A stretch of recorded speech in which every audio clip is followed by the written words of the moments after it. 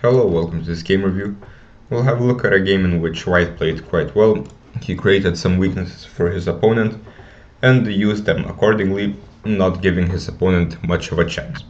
So it started as Italian, c3 and d4.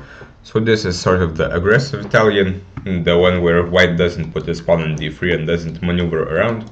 This goes straight to the point basically. So d4, ed, cd. And for the moment, White has the big center, but Black is in time to play d5 to break up the center. So this is what happens.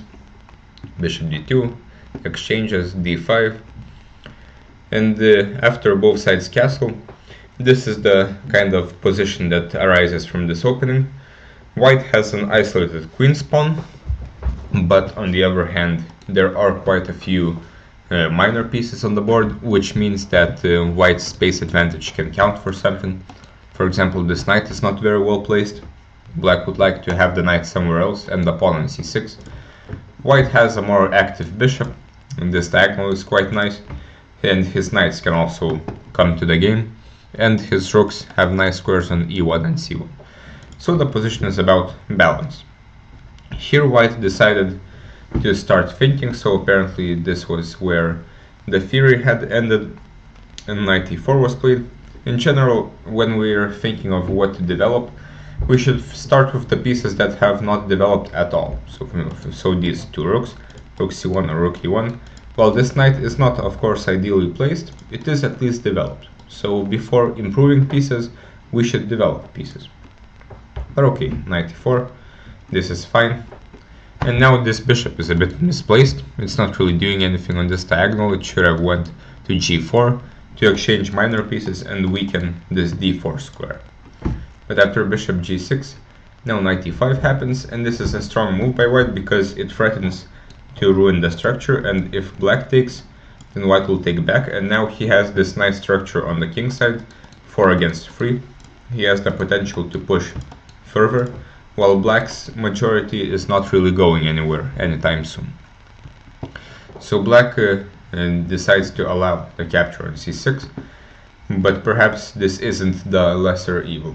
And now Black has a bad structure here, though he can compensate with dynamics, for example a5, a4, and gain some space on the queen side, and White should have time to attack and take this pawn. Queen f3, White develops the queen now, and the rook goes to c1, so quite easy moves. White doubles on the c file while attacking d5 as well. After rook fd8, the pressure is becoming a bit too much for Black.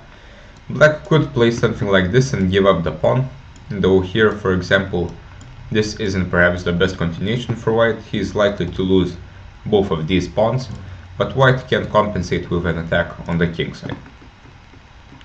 But here rook fd8, rook c1, and after rook b6, now White can simply take this pawn with the idea to take the one on c7. And now White is a pawn up. This bishop is still doing nothing, and White is doing very well. After queen b5, b3, defending the pawn, Black doesn't really have good counterplay for the missing pawn. After h6, White picks up another pawn, and rook e8, h3. Here, perhaps h3 is not the most accurate. In such cases, we have to think about whether or not we want to play h4 or h3. There's always a question here. And here h4 would have been maybe a bit stronger to play h5 and kick this bishop. But h3 is fine, and a few moves later, White penetrates on the 7th rank, and after rook b1, he took on f7, and this will just end in checkmate. Black cannot really do anything at this point. So basically nothing to point out in White's mistakes. White played very well, and he should be proud of that. But in general, when we're submitting these games, I think it would be a bit more useful to submit games where we actually made mistakes, where we lost, where we were uncertain about something. Because in this game it was clear White didn't really have many problems. Everything was quite easy for him, and he managed to win, which is of course good, but not very instructive.